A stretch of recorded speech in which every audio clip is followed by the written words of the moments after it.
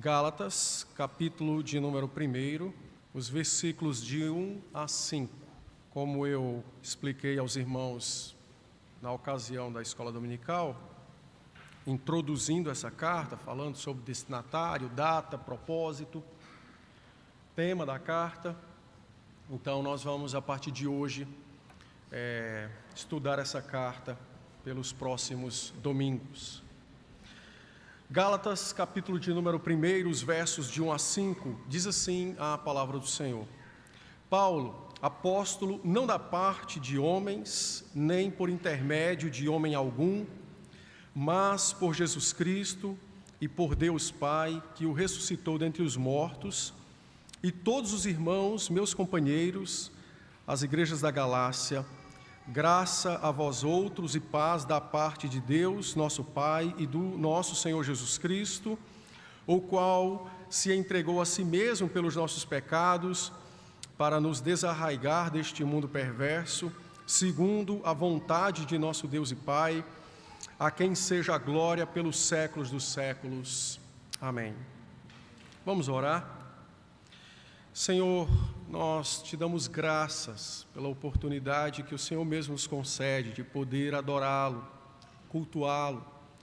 Ainda temos liberdade em nossa terra, ó Deus, para louvar o teu nome em assembleia pública, reunião solene. Isso é motivo de grande alegria.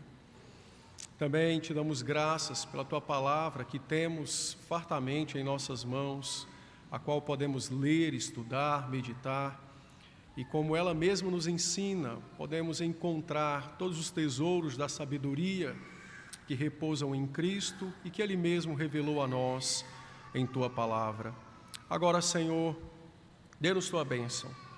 Fala ao nosso coração, instrui, corrige, edifica, exorta, segundo o Teu querer bendito e a necessidade de cada um dos Teus filhos que aqui se encontra. Também, Senhor, dê-me Tua graça, para que as minhas fraquezas e os meus pecados não se tornem impedimentos neste momento bendito, pois tão somente o nosso desejo é ouvir a Tua doce voz pela Tua palavra pregada. Em nome de Cristo, ouve nossa súplica e recebe também nossa gratidão, pois em nome dele é que nós oramos. Amém. Amém.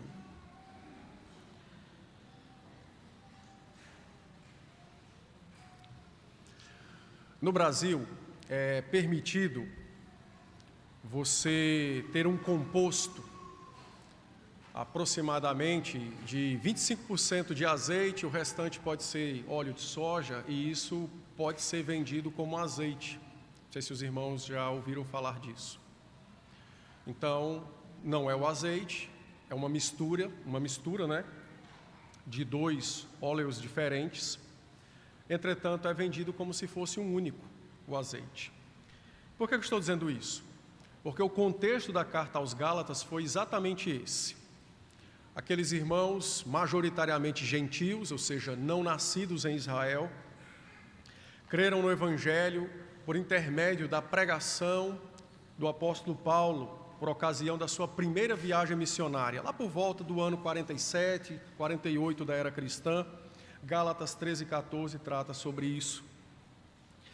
Posteriormente, então, essa igreja é visitada por pessoas que também se diziam cristãs e passaram então a ensinar na igreja que para de fato ser um cristão era necessário não apenas a fé, mas era necessário somar à fé aquilo que no passado foi dado por Deus ao seu povo e era para o povo no passado, que era a observância da lei, de alguns ritos. Então, estes ensinavam que era necessário somar à fé a prática desses ritos que no passado eram válidos, mas que agora, na nova dispensação, no Novo Testamento, vinda, morte e ressurreição de Cristo, já não eram mais válidos, já não eram mais necessários. O que aqueles, não irmãos, mas o que aqueles falsos mestres estavam ensinando aos Gálatas, ficou conhecido, como o próprio apóstolo Paulo descreve, como um outro evangelho, Um evangelho que é misturado, é mesclado entre fé e obras da lei, mais ou menos como o azeite ao qual eu citei no exemplo introdutório. E por isso então, talvez mais ou menos 4 anos depois da sua primeira estada entre eles, Paulo escreve àqueles irmãos a fim de adverti-los do perigo que eles corriam de aderir a essa heresia chamada um outro evangelho, que era essa mesclagem, essa mistura da fé cristã com as práticas que não eram mais exigidas pelo Senhor, mas que fora dada pelo Senhor ao seu povo no Antigo Testamento. A carta, como nós acabamos de ler nos primeiros versos, aqui a introdução da carta. Essa carta, ela é conhecida no Novo Testamento como a carta mais dura do Novo Testamento. O apóstolo Paulo, de fato, por conta do seu grande amor para com os Gálatas, vendo o perigo iminente de se desviarem da fé, ele foi muito enfático, extremamente, até ríspido em certo momento, a fim de ressaltar o perigo que aqueles irmãos corriam. Então essa, de fato, é a carta mais dura no Novo Testamento. Mas também é uma das cartas mais cheias de amor e graça da parte do apóstolo, que amava verdadeiramente aqueles irmãos, mas que não colocou o seu amor por eles como sendo o fundamento do seu argumento, mas sim o amor de Cristo por eles como a base do seu argumento. Os versos que lemos, eles podem ser divididos em três partes. Você tem a menção do escritor, você tem aqueles a quem a carta fora endereçada, e você tem a mensagem que ele vai trazer a esses irmãos nessa carta. Nós vamos seguir a própria estrutura da carta e pretendo fazer isso e também algumas aplicações pertinentes à nossa vida. Em primeiro lugar, Paulo disse, Paulo, apóstolo, não da parte de homens, nem por intermédio de homem algum, mas por Jesus Cristo e por Deus Pai, a quem o ressuscitou dentre os mortos. Aqueles judeus não apenas atacaram o Evangelho, mas eles também começaram a atacar a autoridade do apóstolo Paulo. Essa é uma estratégia antiga de Satanás.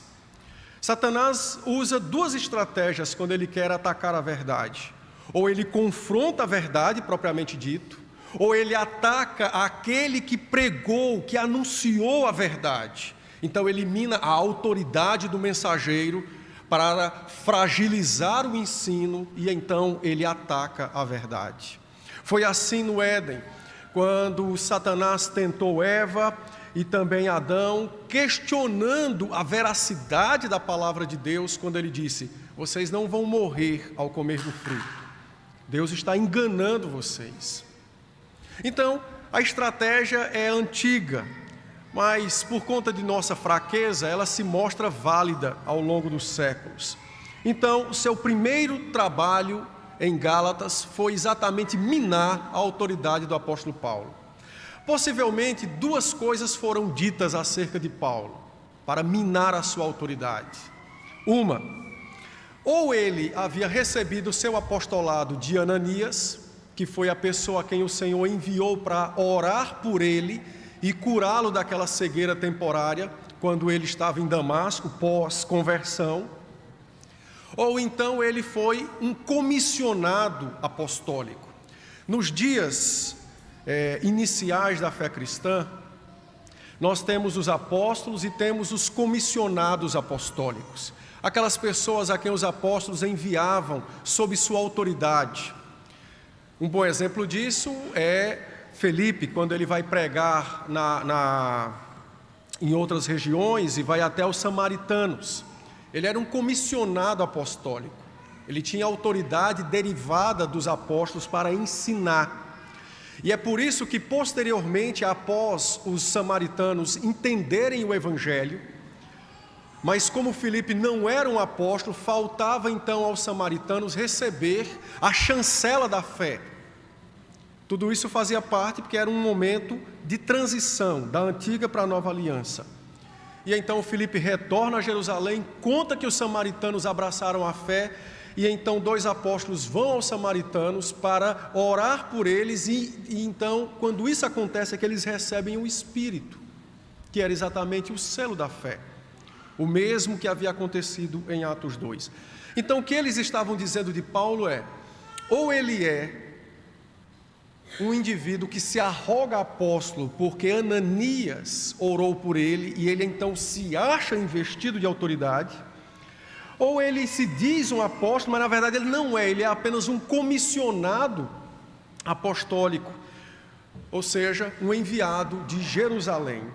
É por esta razão que o apóstolo Paulo faz algo inusitado, e essa é a única vez no Novo Testamento que acontece isso. Se os irmãos lerem as cartas apostólicas, perceberão que todas as vezes que Paulo escreve, ele segue um padrão. O padrão era identificar o escritor: eu, Paulo, apóstolo a parte de Jesus Cristo, nananana, e tal, junto com o irmão fulano e cicrano, não sei o que, tarará, bênção e tal. Essa é a primeira parte. A segunda parte era sempre uma bênção, não é? E a terceira parte, o destinatário. Então isso era inclusive um padrão das cartas no período do Novo Testamento. Mas aqui ele faz diferente. Notem que aqui, de forma extremamente incisiva e até ríspida, ele simplesmente diz: eu sou um apóstolo e não venho da parte de nenhum homem, nem sequer por intermédio de homem algum. Então eu não venho da parte de Ananias, por exemplo, e nem estou entre vós por intermédio dos 12, do colégio apostólico que residia em Jerusalém.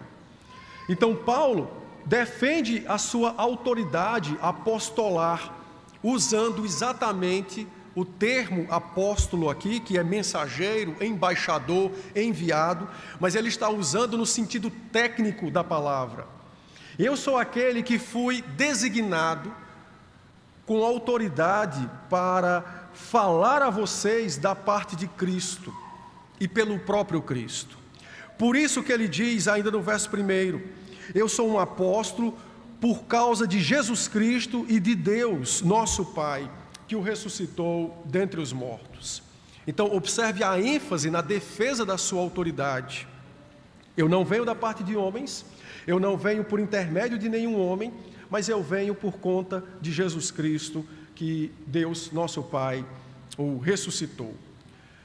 Por que Paulo lembra a ressurreição de Cristo como a base de sua autoridade apostolar? Porque uma das exigências para se ser um apóstolo, e aí os irmãos podem ler Atos capítulo de número 1, quando os apóstolos vão eleger alguém para ocupar o lugar de Judas. Então Pedro diz em Atos 1: é necessário que dentre aqueles que nos acompanham desde quando iniciou o ministério terreno de Cristo, este tenha presenciado obras do Senhor, morte e ressurreição. Mas Paulo não esteve entre os 12 ou entre as primeiras 120 testemunhas, não é? Da morte e da ressurreição do Senhor. Contudo, quando ele fala do Cristo ressurreto, ele traz à memória o que lhe aconteceu no caminho de Damasco, Atos capítulo 9. E então ele diz que ele mesmo viu o próprio Senhor ressurreto, quando este o falou no caminho e disse: por que me persegues? Então o que Paulo está dizendo é que a autoridade que ele possuía era exatamente a mesma e igual à dos apóstolos que estavam em Jerusalém, porque todos receberam seu apostolado do Cristo morto e ressurreto. Mas se não bastasse falar então da ressurreição do Senhor Jesus Cristo como a base de sua autoridade, note que pela primeira vez nas cartas paulinas ele faz algo que é inusitado. Ele muda as pessoas da Trindade de lugar. Ele não disse segundo Deus, nosso Senhor, ou nosso Pai, e nosso Senhor Jesus Cristo. Mas ele diz por causa de Jesus Cristo e por Deus, nosso Pai, que o ressuscitou dentre os mortos. Então há uma mudança nas pessoas da Trindade. E essa mudança não é por acaso, não é algo por acaso.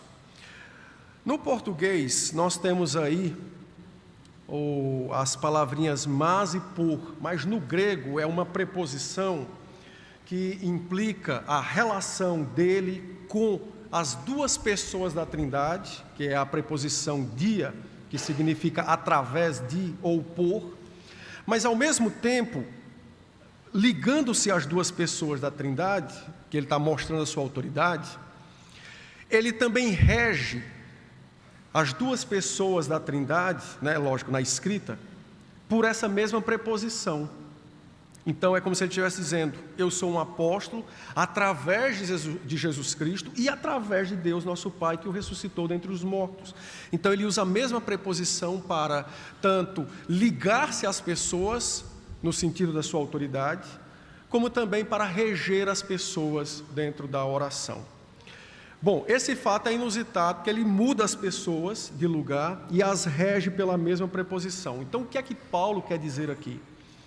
O que Paulo está dizendo é que não existe diferença entre alguém que é comissionado por Jesus Cristo e alguém que, por exemplo, fosse comissionado por Deus o Pai. Ele está, por exemplo, derrubando, demolindo os primeiros argumentos dos judaizantes, que questionaram a sua autoridade. Então ele está dizendo: não há nenhum tipo de base bíblica para dizer que alguém que foi enviado por Deus o Pai tem mais autoridade do que alguém que foi enviado por seu Filho Jesus Cristo. Então ele prioriza a pessoa do Filho exatamente para chocar os seus leitores e para dizer: não existe diferença de essência na pessoa divina. Pai, Filho e Espírito têm a mesma essência. É tanto que Crisóstomo, no século IV, melhor dizendo, no século V, no ano de 400 e alguma coisa, não é? Ele vai exatamente ler esse texto para combater a heresia ariana, que dizia que o Senhor Jesus Cristo era apenas humano. Então Crisóstomo vai ler esse texto e vai dizer: não há diferença de essência na pessoa divina. O Pai, o Filho e o Espírito têm a mesma essência. E Paulo está dizendo exatamente isso, não tratando da controvérsia trinitária, mas falando aos irmãos de Gálatas, mostrando que não é possível argumentar que a minha autoridade é maior do que a dele, porque eu fui enviado pelo Pai e ele pelo Filho, já que não há diferença de essência na pessoa divina. Então ele está derrubando os muros da heresia dos judaizantes, que arrogavam-se então a necessidade, não é, de obedecer à lei, a algumas partes da lei cerimonial, e fundamentavam esta obediência porque Deus comissionou Moisés, o Pai enviou Moisés, e agora estes que vêm da parte do Filho. Então ele está destruindo essas ideias a fim de ressaltar a sua autoridade como aquele que é enviado da parte do Senhor. De que modo nós podemos aplicar isto às nossas vidas? Basicamente de várias formas. Eu vou falar uma de forma genérica e depois particular. No início de 1900, no surgimento do racionalismo, 1800, perdão, no surgimento do racionalismo, foi questionado a autoridade da palavra de Deus como verdade absoluta.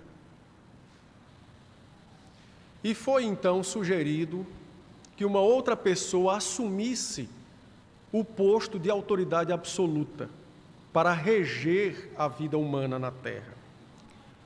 Este outro ser sugerido é a razão, daí o nome racionalismo.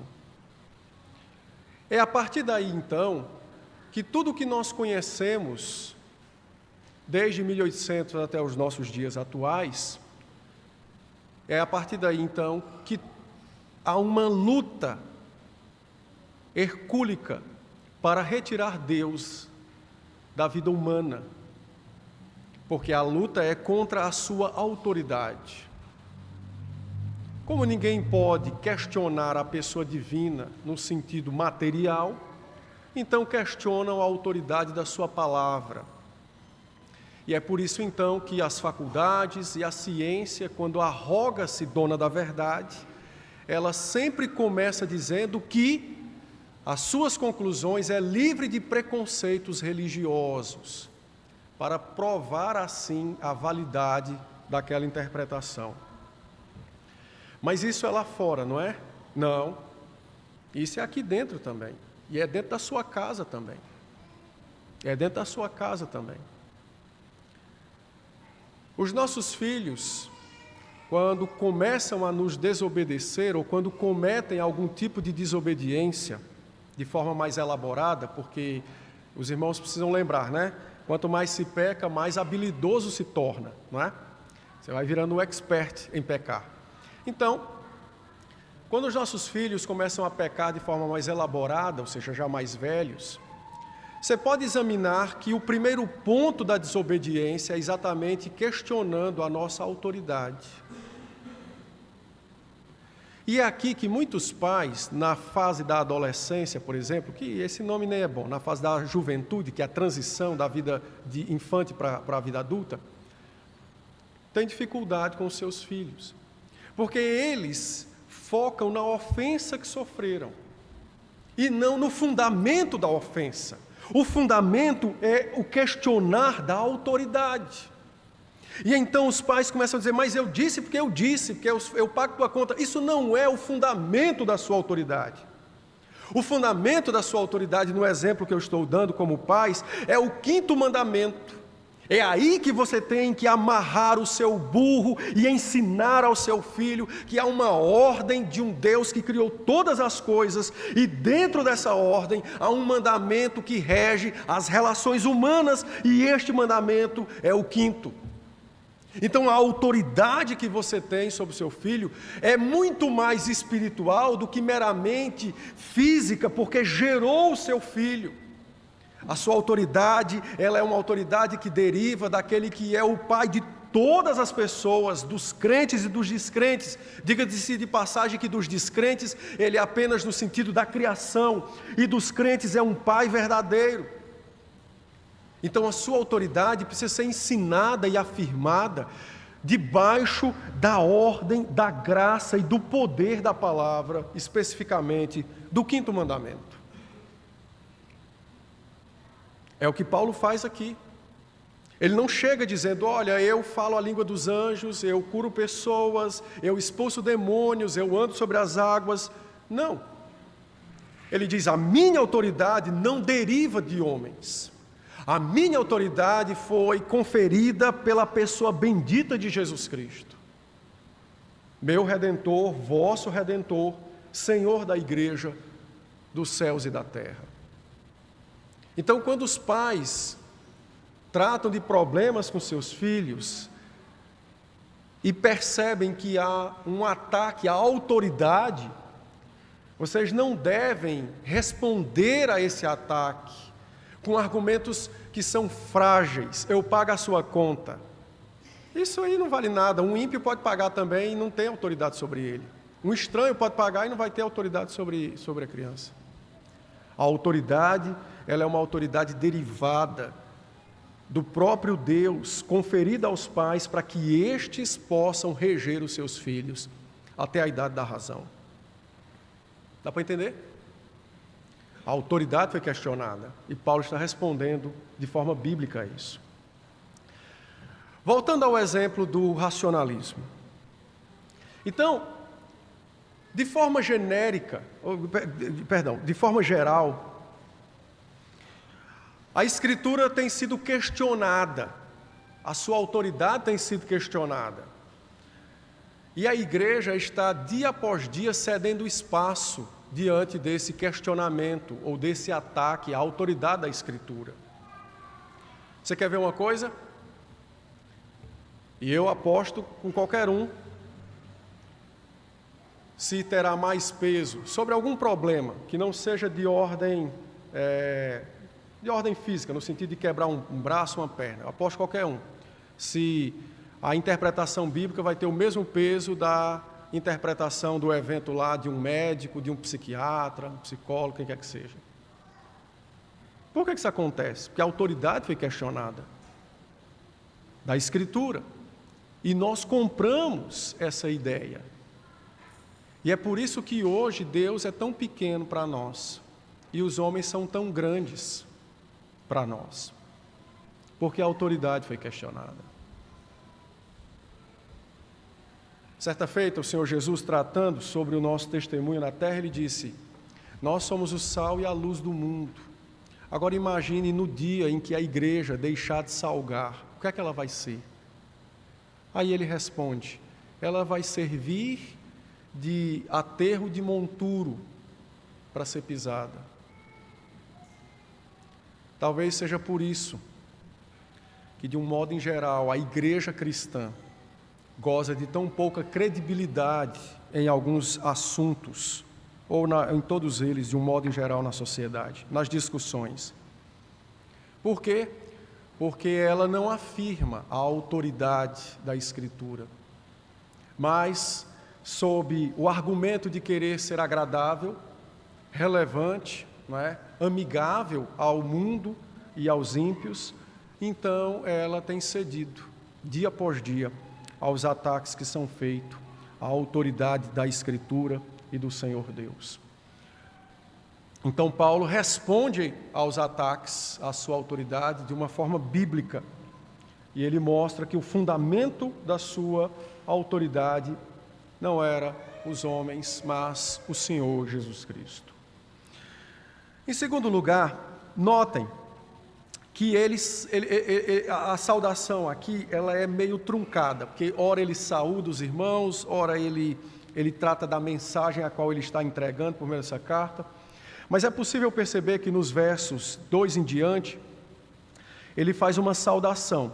Então ele diz assim, aos irmãos e todos os irmãos, meus companheiros, as igrejas da Galácia, graça a vós outros e paz da parte de nosso Deus, da parte de Deus Pai, né, de nosso Pai e do Senhor Jesus. Então note que aqui ele já volta àquilo que era padrão, Deus Pai e o Senhor Jesus.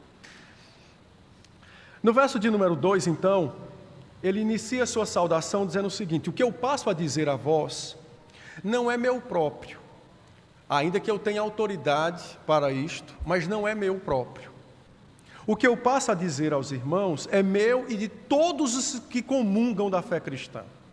O que eu passo a dizer aos irmãos é aquilo que é natural de todos aqueles que confessam o Senhor Jesus Cristo. E ele diz isso na expressão, e todos os irmãos e meus companheiros. No português está faltando uma palavrinha, mas isso não afeta o sentido do texto. Mas está faltando, e todos os irmãos e companheiros que estão comigo. Falta o comigo aqui. Mas aqui foi colocado como meus companheiros, dando a ideia de que eles estavam na companhia de Paulo, mas no português o companheirismo aqui pode ser vago e não definido, como é no texto original. Então o que ele está dizendo aqui, o que eu estou escrevendo, os que estão ao meu redor de Corinto, os irmãos de Corinto, e outros que vieram de vossa parte e me relataram os vossos problemas, o que eu passo a escrever é meu e deles, não é só meu apenas. E olhe como isso é gracioso e é maravilhoso da parte de Deus.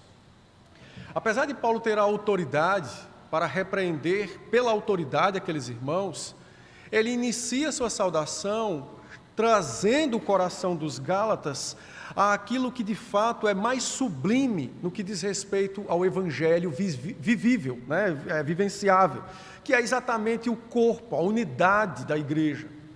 Então ele passa a dizer que aquilo que ele escreve não é apenas dele, mas é de todos os que professam a fé cristã. Então ele está mostrando a unidade de pensamento, a unidade doutrinária, a unidade de fé que eles também deveriam ter.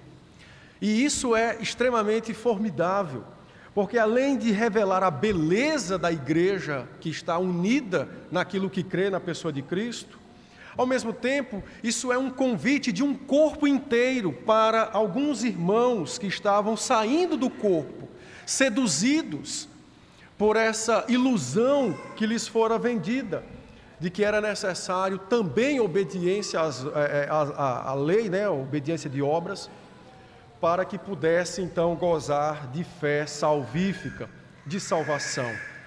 Então percebe que você tem uma grande gama de testemunhas conclamando aos Gálatas para que pudessem abandonar a sua heresia e se voltassem para o evangelho que haviam recebido da parte de Paulo. No nosso dia a dia, nós também precisamos ensinar isso aos nossos filhos e praticar isso. Nós precisamos lembrar que a sã doutrina não foi criada ontem, pesquisando no YouTube ou no Google. Nós precisamos lembrar aos nossos filhos que o padrão de vida, ele não depende dos dias em que nós estamos, mas que ele é de fato o padrão que marcou todas as gerações dos crentes em Jesus Cristo, desde o início, e que marcará até o fim. Nós vamos lembrar aos nossos filhos e a nós mesmos, não é? Que a sã doutrina é aquilo que nos une. O que nos une é exatamente a sã doutrina, porque ela é o fruto do Espírito no aspecto de ensino. Senão cada um vai trazer as suas idiosincrasias para a fé, e cada um vai ter um Cristo, um céu, um inferno, um espírito, uma cruz, completamente singular e diferente uma das outras. Então Paulo está evocando as testemunhas, os santos, os crentes, e dizendo aos Gálatas: o que eu escrevo não é meu particular, mas é meu e deles. E é um chamado de um corpo inteiro para que vocês abandonem a heresia de vocês e se voltem para o Evangelho. A ideia de corpo, irmãos, ela está cada vez mais distante da igreja nos nossos dias. Nos nossos dias, a igreja se tornou uma agremiação religiosa, mas a ideia de corpo tem se perdido. A vida comunitária está se esvaindo, o importar-se uns com os outros já não existe mais. E cada um tem o seu próprio Deus, o seu próprio céu, o seu próprio mundo. Mas não foi para isso que o Senhor nos chamou e nos reuniu num único corpo. O Senhor nos chamou para sermos um único corpo, com muitos membros, todos na mesma direção, cooperando com o mesmo objetivo, a glória do próprio Senhor do corpo e a edificação do corpo. O que eu estou tratando sobre o que Paulo disse acerca do companheirismo, isso é vivenciado no nosso dia a dia. Quantas vezes nos nossos mais variados dilemas da vida, nós não procuramos pensar sobre o que os nossos irmãos do passado já escreveram, já entenderam, já receberam iluminação da parte de Cristo sobre tal problema.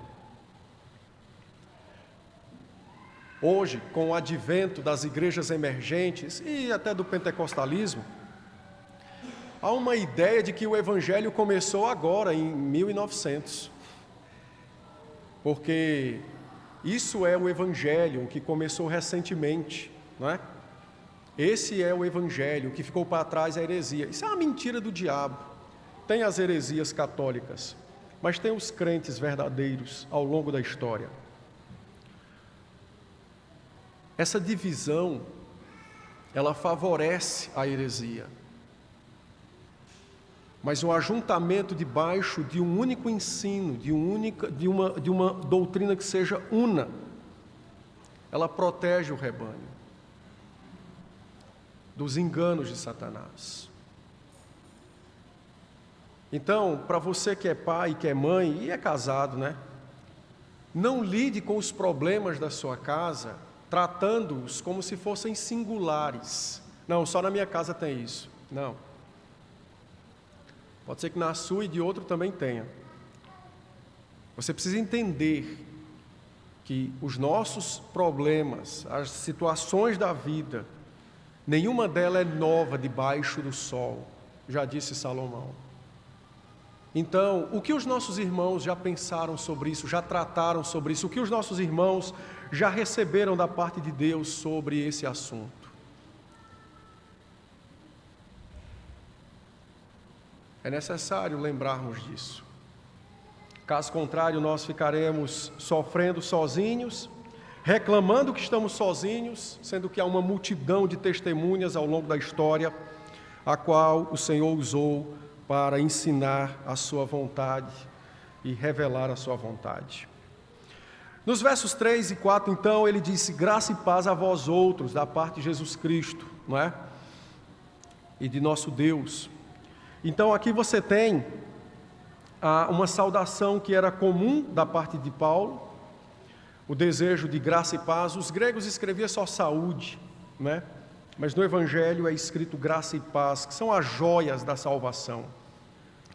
A graça, que é exatamente o favor imerecido da parte de Deus, a benevolência imerecida da parte de Deus e eficaz na nossa salvação, por meio de Jesus Cristo. E a paz, eirene, é o termo grego, é o fruto dessa graça. Ela denota o estado da alma que foi salva, a liberdade que nós temos em Jesus Cristo pela graça de Deus, liberdade do pecado, liberdade então da condenação. Então a sua saudação é graça e paz da parte de Deus, nosso Pai, e de Jesus Cristo. As duas joias da salvação, é pela graça que sois salvos, e uma vez sendo salvos, gozam de paz com Deus e também interiormente. No verso 4, então, ele dá o fundamento dessa graça e dessa paz, quando ele diz o seguinte: o qual se entregou a si mesmo pelos nossos pecados. Ele resume o seu evangelho no verso 4, quando ele diz que Cristo entregou-se a si mesmo pelos nossos pecados para nos desarraigar deste mundo perverso, segundo a vontade de nosso Deus e Pai. A expressão aqui, segundo, o qual se entregou a si mesmo, ela é muito interessante, porque Paulo está dizendo que voluntariamente Cristo sofreu a nossa morte. Então, a base da graça e da paz não são as obras, mas é o ato voluntário do Senhor Jesus Cristo de se entregar a si mesmo, não é? Para a nossa salvação. Então, a base é a própria obra redentora do próprio Senhor Jesus Cristo. Mas por que Paulo enfatiza que Cristo entregou-se a si mesmo pelos nossos pecados? Porque ele está mostrando que a base da nossa salvação, ou da graça salvadora da parte de Deus, é a morte expiatória de Cristo.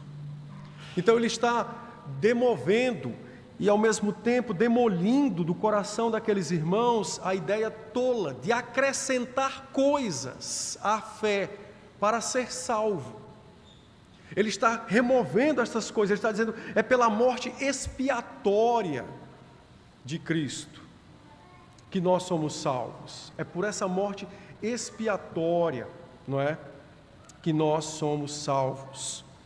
Então, não é por obras, é apenas pela obra de um homem que voluntariamente se deu em nosso favor. Agora, olha um detalhe interessante. Na sua Bíblia, como na minha, está assim: o qual se entregou a si mesmo pelos nossos pecados. No grego estaria assim: que se entregou a si mesmo para os nossos pecados. Paulo usa aqui uma expressão, uma preposição que indica o propósito da entrega-se, de Cristo ter se entregado. É a ideia de dizer o seguinte, qual é a causa dele se entregar a si mesmo? É o nosso pecado. Então ele junta os dois, mostrando que a entrega direcionava-se ao pecado e o pecado exigia aquela entrega. Isso é um negócio fantástico, porque o que Paulo está dizendo é que não há outra forma de se relacionar com Deus senão pelo caminho da cruz, pelo caminho do Calvário. O que ele está dizendo é que não havia outra possibilidade de ter um relacionamento verdadeiro com Deus, porque o único caminho que leva a um relacionamento verdadeiro com Deus, esse caminho conduz ao Calvário. Por isso que Cristo tinha que se entregar a si mesmo, se dar a si mesmo para os nossos pecados, vinculando-se aos nossos pecados e redimindo-nos por meio de si próprio e de sua obra na cruz. Então, isso é um negócio fantástico, não é? Porque ele está dizendo que Jesus não morreu porque ele achou que nós éramos bonzinhos, ou, eu não tenho o que fazer, então eu vou morrer mesmo para salvar esse povo. Não, ele está dizendo que a única forma de nos relacionarmos com Deus depois da queda era por meio do Calvário. Era por meio de uma entrega voluntária do Filho bendito de Deus para nos livrar de nosso pecado. Essa é a base da nossa salvação. É a obra expiatória de Cristo, o pagamento pelos nossos pecados.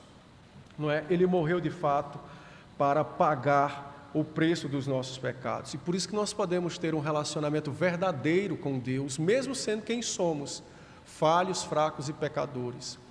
Porque o nosso relacionamento é baseado na obra e pessoa de Jesus Cristo, que expiatoriamente morreu em nosso favor. Mas qual é o propósito disso? Geralmente, quando nós falamos da salvação, as pessoas olham logo para o céu, e não está errado. Mas você precisa entender que o salvo vive na terra até o dia que é chamado. Então ele fala do propósito da graça, da paz e da salvação. Quando ele diz para nos desarraigar, a palavra desarraigar aqui, ela deveria ter sido traduzida por resgatar. Eu entendo a colocação dos intérpretes, dos tradutores, que de fato desarraigar é separar, né? Tirar de entre. Mas o sentido melhor do termo grego aqui é resgatar. Porque a ideia de resgate implica cativeiro, morte, sombras, sofrimento. Então, Paulo está dizendo que o propósito da redenção, do Evangelho, da entrega do Senhor Jesus Cristo, é exatamente nos resgatar do mundo cruel, como ele mesmo diz, não é? Deste mundo perverso. Então, é nos resgatar deste mundo perverso. E isso é algo fantástico, porque mundo aqui é a palavra século, que está lá em Romanos capítulo 12, verso 1. Não significa tempo, nem local. Mas mundo, na Escritura, né, não toda vida, em alguns momentos sim, é o planeta Terra, né? Mas mundo aqui implica exatamente a vida caída. Depois da queda, a vida se tornou perversa, porque ela agora está debaixo ou dentro de uma atmosfera de pecado, de maldição. Então, o mundo aqui implica isso, uma vida caída, uma vida carnal, um mundo carnal, culturas carnais, ideologias carnais, modas carnais, estilos de vida que são carnais. Em outras palavras, quando ele escreve aos Efésios, no capítulo 2, os versos de 1 a 3, ele fala deste mundo que é governado pelo príncipe da potestade do ar, Satanás. Então, olha que coisa incrível, o Evangelho, então, veio para nos livrar da morte eterna, veio para nos reconciliar com Deus, o nosso Pai, mas também veio para nos resgatar das garras deste mundo caído em pecado. E estas garras, meus irmãos, elas significam exatamente, não é? Todos os nossos dilemas do viver diário. Essas garras estão nesses dilemas do viver diário, o problema do coração humano. Então ele diz que o Evangelho, Cristo veio para nos resgatar desse domínio. O propósito de tudo isso, segundo a vontade de Deus e Pai, não é? Ou seja, isso aqui é a conclusão para o qual tudo se dirige, é o cumprimento da vontade do Senhor.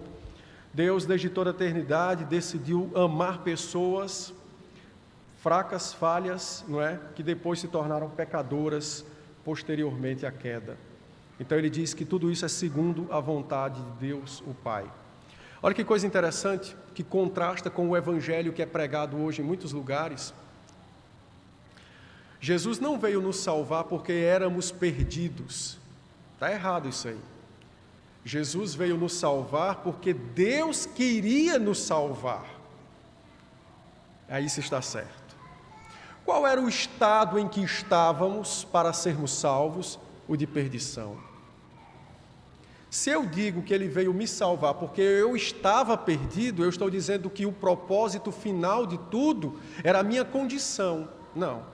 O propósito de tudo é o cumprimento exato da vontade divina, de ser glorificado nos remidos e exaltado nos réprobos, quando estes forem disciplinados eternamente.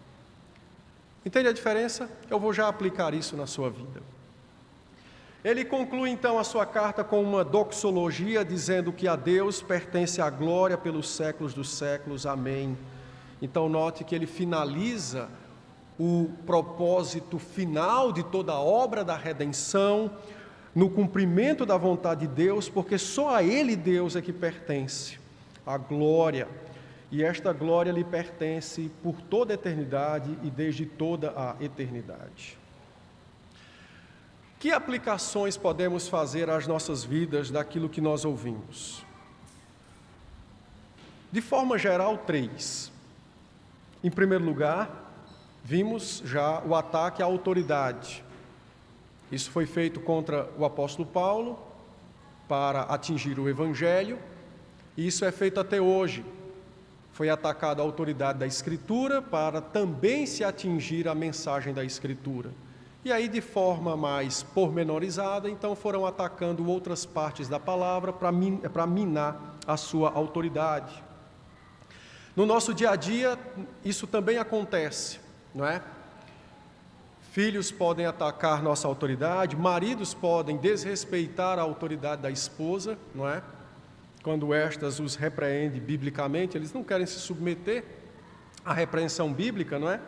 E aqui é onde entra o machismo evangélico, que o indivíduo arroga uma doutrina para poder fundamentar o seu pecado. Não, eu é que sou o homem, então você não tem direito de me repreender, mas a Escritura diz que sim. Ela só não pode fazer isso de uma forma desrespeitosa e em público. Mas a Escritura ordena que ela faça isso porque ela é auxiliadora. Se ela não auxiliá-lo nos seus erros, ela não é auxiliadora. Entendem? Então há um ataque à autoridade. Ou seja, o indivíduo entendeu que sua autoridade foi atacada quando o seu pecado foi acusado. Isso é a defesa, não é? Então essa é a estratégia. Ataca a autoridade para tentar depois atacar a verdade, ou a mensagem. Em segundo lugar, nós temos o problema, não é? Que é exatamente o problema da mesclagem doutrinária, ou da mistura de ensinos, do misto de ensinos, não é? Que é o ataque à própria verdade. O ataque à própria verdade. Então, assim como no exemplo do azeite que eu dei na introdução, assim acontece também hoje. Não se engane, acontece hoje também. Mina-se a verdade, não simplesmente destruindo-a, mas se você adulterá-la, ela começará, ou ela deixará verdadeiramente de ser verdade. E eu vou lhe dar um exemplo prático disso. No início de 1900, com o avanço, não é, do positivismo e o idealismo francês de que a humanidade evoluiria sobremaneira, não é? E o mal seria extinto, dado ao progresso da razão, foi ventilado um negócio que hoje é chamado de autoestima, mas na época era chamado, então, não de autoestima, mas sim de dignidade. A ideia de que você precisa, primariamente, pensar em si mesmo, ser realizado, ser feliz, para só então amar os outros. Essa ideia começou vagarosamente, porém extremamente operosa, alterando inclusive o modo como as mulheres, inclusive as cristãs, passariam a entender a gravidez. Não é? Passariam a entender a gravidez. Foi dito então, não é, Depois eu dou as fontes. Foi dito então que uma das primeiras responsabilidades de uma mãe durante a gravidez era preencher as necessidades psicológicas do seu bebê. Ou seja, desde o ventre, as crianças, os bebês, necessitavam de uma dose diária de estímulos que o deixassem mais felizes, não é? Portanto, a necessidade psicológica mais básica do feto no útero é que a mãe tenha um autoconceito ou uma autoestima positiva. O clima emocional durante a gravidez é estabelecido pela visão da mãe a respeito de si mesma. Então, como é que a mãe transmite para o seu bebê autoestima? Quando ela considera-se a si mesma gloriosa, não é? Poderosa, cheia de si.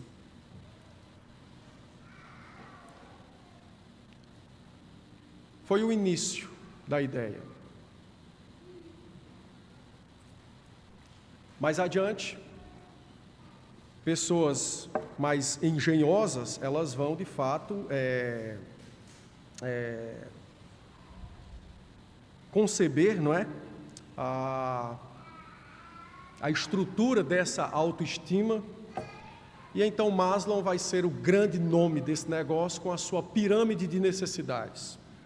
É por isso que todo mundo hoje tem necessidades, muitas necessidades, hipernecessidades. O que é uma mentira? É uma mentira. A Escritura define 3 necessidades para o homem: Deus, comer e vestir-se, é o que diz a Escritura. Eu tenho necessidade de ser aceito. Não, senhor. Você pode até querer ser aceito, você pode até querer ser ouvido, não faz mal querer, mas não tem necessidade. Mas enfim, então, mais adiante, já com a teoria mais elaborada, e isso entrou na igreja de uma forma avassaladora. Estudiosos, pastores compraram a ideia, pregadores, não é? Pessoas da área médica, tanto psicólogos como psiquiatras cristãos, entraram de cabeça nesse negócio. E isso vai alterar um mandamento. Não vai alterar a escrita do mandamento, vai alterar um mandamento na prática, na vida diária do povo. Então, Philip, uma vez, disse o seguinte, ele é um estudioso da época, ele disse assim: na verdade, nossa habilidade de amar a Deus e amar ao próximo é limitada. É limitada por nossa habilidade de amar a nós mesmos. Nós não podemos amar mais a Deus do que amamos ao próximo, e não podemos amar mais ao próximo do que amamos a nós mesmos. Qual mandamento ele está transgredindo aqui? Jesus, certa feita, resumiu a lei dizendo 2 coisas. O resumo da lei é amar a Deus e amar o próximo. Mas a heresia da autoestima disse o contrário. Para você amar a Deus e amar o próximo, você tem que amar a si mesmo. Então, enquanto minhas necessidades não forem atendidas, eu não posso amar a Deus e não posso amar o próximo. Vocês conseguem notar alguma semelhança com o que é pregado hoje em dia, sob o rótulo de evangelho? Você precisa ser feliz, Deus veio para te fazer feliz, os cânticos é sempre, você é isso, você vai ser aquilo, você tarará. Por que há tanta preocupação com suprir o emocional e psicológico das pessoas no culto? Pense nisso.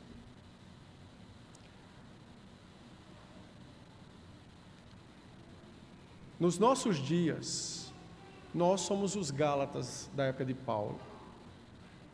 O Evangelho também foi adulterado, e essa é uma só das heresias. Há outras, e que nós cremos. É verdade, pastor, eu preciso estar bem para orar. Ora, me dê um texto bíblico que diga que você tem que estar bem para orar. Me aponte um versículo que me mostre que você tem que ser amado para depois amar outro. Me dê um texto bíblico que fale que você precisa ter suas necessidades supridas para ir à igreja, para fazer bem ao outro, para honrar o Senhor. Só me dê um versículo e eu desisto do que eu creio. Agora vamos olhar para nós como igreja. Porque dizendo assim parece que não, eu não creio nisso. Mas pensemos um pouco mais profundo sobre isso.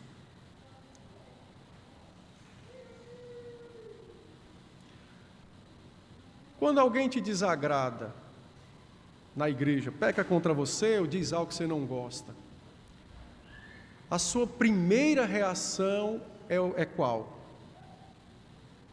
Poxa, esse irmão, né, é um pecador, é fraco, né? Eu vou ajudá-lo. É assim que você pensa. A sua primeira reação é: eu vou procurar outra igreja, um lugar onde eu possa ser aceito, amado, me sentir bem. Essa igreja só tem pecador, é não sei quem que fala, é não sei quem que faz isso, só tem miseráveis nessa igreja. Não é assim que você pensa? É assim que você pensa. Porque quando a gente briga com a mulher ou com o marido, a primeira coisa que nos passa na cabeça é: a separação é o melhor remédio. Ah, pastor, é porque o senhor não conhece minha esposa, não conhece meu marido. Não. Eles podem não valer nada. Mas você só pensa assim porque você está pensando em si mesmo.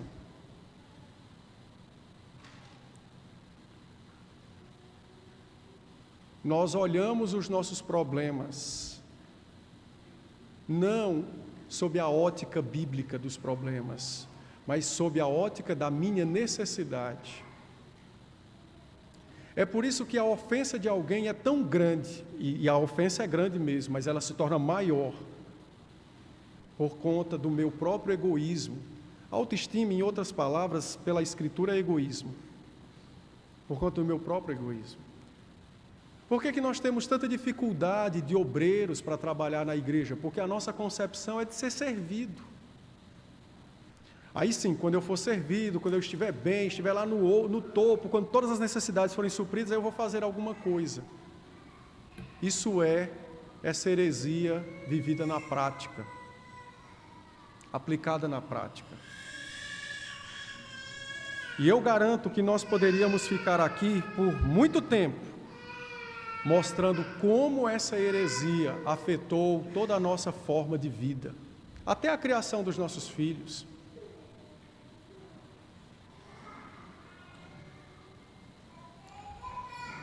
Por isso, como o apóstolo Paulo, eu conclamo os irmãos, o propósito da sua vida é exatamente glorificar esse Deus que cumpriu sua vontade em te salvar, e a honra seja a Ele pelos séculos dos séculos sem fim. A honra seja a Ele pelos séculos dos séculos sem fim.